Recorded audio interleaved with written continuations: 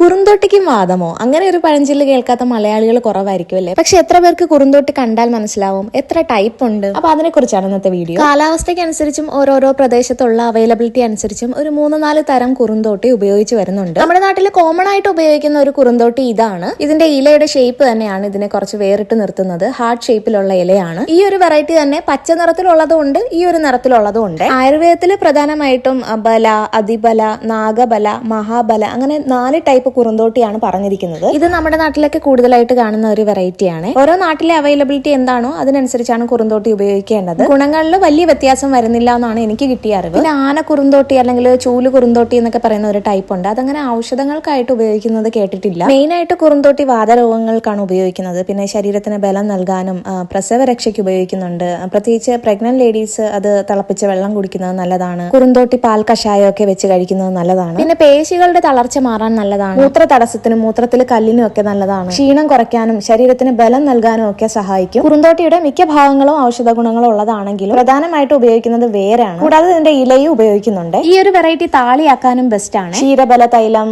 ധന്വന്തരം തൈലം അങ്ങനെ കുറെ തൈലങ്ങളിലും കഷായത്തിലും ഒക്കെ ഇത് ഉപയോഗിക്കുന്നുണ്ട്. അതുപോലെ തന്നെ തറയിൽ ഇങ്ങനെ പറ്റി പിടിച്ച് വളരുന്ന ഒരു ടൈപ്പും ഞാൻ കണ്ടിട്ടുണ്ട്. കുറുന്തോട്ടി എന്ന് പറയുന്നത് വളരെ വലിയൊരു ടോപ്പിക്കുമാണ്. അതിനെക്കുറിച്ച് പലർക്കും പല അഭിപ്രായങ്ങളുമാണ്. അപ്പൊ അറിവുള്ളവർ ഇതിനകത്ത് എന്തെങ്കിലും തിരുത്തുണ്ടെങ്കിലോ അല്ലെങ്കിൽ നിങ്ങൾക്ക് എന്തെങ്കിലും എക്സ്ട്രാ ആഡ് ചെയ്യാനുണ്ടെങ്കിലോ പറയണം കേട്ടോ.